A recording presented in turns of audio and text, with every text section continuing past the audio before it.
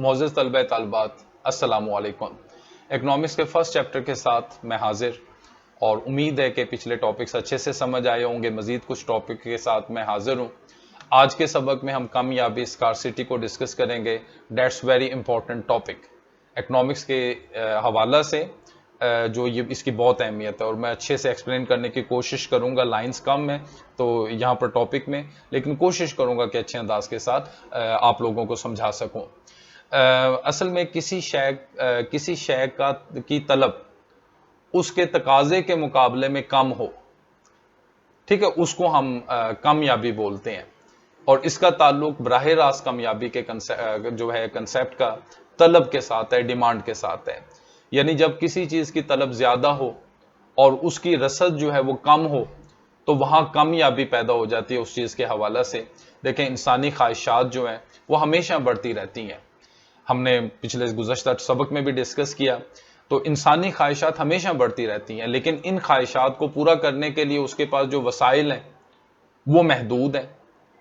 और अगर किसी चीज की तलब कम हो और वो बहुत ही ज्यादा मिकदार में वो चीज मौजूद है, तो उस चीज को हम कामयाब नहीं बोलेंगे, वो उस चीज की कामयाबी नहीं होगी। इस चीज को आप समझें।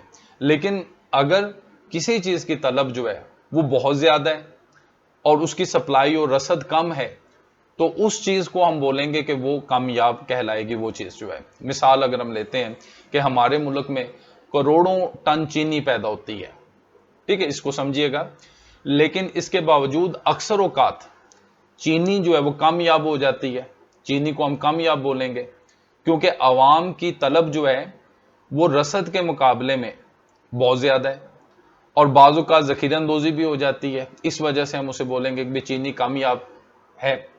इसी तरह से गंदम और आटा, इसको आप समझें कि पाकिस्तान एक ज़रई मुल्क है और गंदम पैदा भी होती है, लेकिन बढ़ती हुई आबादी की तलब को पूरी ना करने की वजह से गंदम अक्सर कामयाब हो जाती है। पानी की कमी भी रहती है। पानी जिंदगी के लिए बहुत ही बुनियादी ज़रूरत है।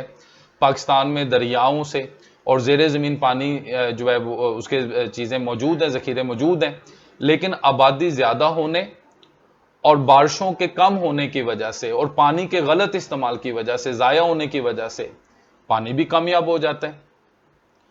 मुआशियात का पूरा इल्म इस तसव्वुर पर खड़ा है।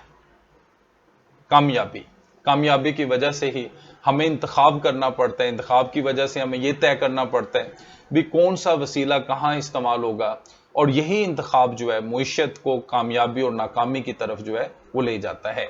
कामयाबी का मतलब किसी शय का जरूरत के मुकाबले में कम होना है। इसका ताल्लुक किसी शय की बराह रास्त तलब से है, ठीक है, तो जो डिमांड से है, तलब से है। अगर किसी शय की तलब रसद के मुकाबले में ज्यादा हो, ठीक है, उसकी तलब ज्यादा है और सप्लाई कम है, तो वो चीज क्या कहलाएगी? वो कामयाब कहलाएगी। इस चीज को ज़हन में रखिएगा। मसलन हमारे मुल्क में करोड़ों टन चीनी पैदा होती है, लेकिन जरूरत के मुकाबले में कम है, इसलिए चीनी जो है ये कामयाब है। लेकिन गंदे अंडे मिकदार में कलील होने के बावजूद, ठीक है, तो अब इनको कोई भी नहीं खरीदेगा, कोई भी नहीं लेगा, कोई भी इसकी जरूरत महसूस नहीं करेगा।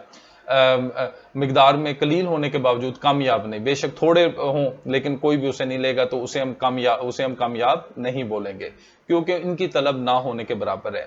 कामयाबी हमेशा तलब के मुकाबले में कम रसद की वजह से पैदा होती है। इस असूल को ज़हन में रखिएगा कि अगर कोई चीज हजारों टन मौजूद है लेकिन उसकी तलब लाखों में है, तो फिर भी वो कामयाब होगी, क्योंकि लोगों की डिमांड है उसके बारे में। अगर कोई चीज ज्यादा मिकदार में मौजूद हो लेकिन लोग उसमें दिलचस्पी नहीं रखते, अब इस पॉइंट को भी समझिएगा। अगर कोई चीज बहुत ज्यादा मिकदार में मौजूद है और लेकिन लोग उसमें दिलचस्पी नहीं रखते, यानी तलब नहीं है, तलब कम है, तो फिर वो कामयाब नहीं कहलाएगी, ठीक है। इसी पॉइंट को मैं जो है बार बार बता रहा हूं। तो कामयाबी स्कार्सिटी का मतलब है कि किसी चीज का जरूरत के मुकाबले में कम होना, और ये बराह रास्त तलब के साथ जुड़ी हुई है। इस चीज को ज़हन नशीन रखिएगा।